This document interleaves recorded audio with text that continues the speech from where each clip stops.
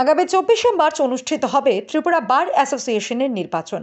তাকে কেন্দ্র করে আইনজীবী মহলে এখন জোর তৎপরতা চলছে। এবারও ত্রিপুরা বারে বামগ্রেস এবং বিজেপি লিগ্যাল সেলের মধ্যে সরাসরি লড়াই হবে। শাসক দল বিজেপি লোকসভার আগে এই নির্বাচনকে বেশ গুরুত্ব দিয়ে দেখছে। বাড়ির নির্বাচনকে সামনে রেখে বুধবার আইনজীবীদের নিয়ে সাংগঠনিক বৈঠক করে বিজেপি। সবাই জানেন আগামী 24শে মার্চ ত্রিপুরা বার অ্যাসোসিয়েশনের আইনজীবী সংগঠনদের নির্বাচন।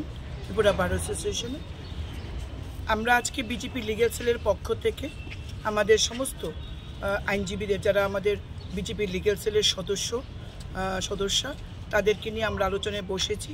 সেখানে আমাদের নির্বাচনে যারা প্রতিদ্বন্দ্বিতা করছেন তারাও রয়েছেন এবং আমাদের লিগ্যাল সেলের যিনি প্রভারী ডক্টর অশোক সিনহা, যিনি ভারতীয় জনতা পার্টির আমাদের প্রদেশ কমিটির সহসভাপতি, তিনি আমাদের সাথে আছেন সুবল ভৌমিক মহোদয়, ফরমার এমএলএ এবং বর্তমানে প্রদেশ বিজেপি কমিটির সম্মানীয় সহসভাপতি এবং নিজেও একজন আইনজীবী।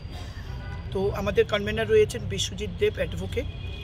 আমরা আজকে আমাদের কি করণীয়, আমাদের সামনে যে নির্বাচন 24 তারিখ, এটা আমরা খুব গুরুত্বপূর্ণ নির্বাচন, আমরা এটাকে খুব গুরুত্ব দিয়ে দেখছি এবং সামনে আমাদের দেশের সাধারণ নির্বাচন অলরেডি ঘোষণা হয়ে গেছে, প্রার্থী ঘোষণা হয়েছে।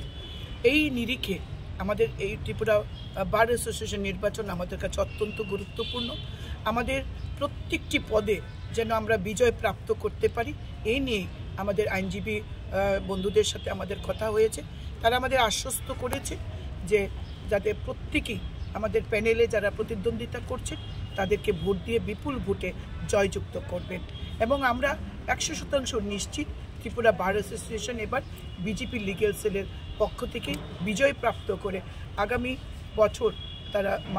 বছর পর্যন্ত, আগামী নির্বাচন পর্যন্ত আইনজীবীদের স্বার্থে কথা বলবে, আইনজীবীদের স্বার্থে কাজ করবে।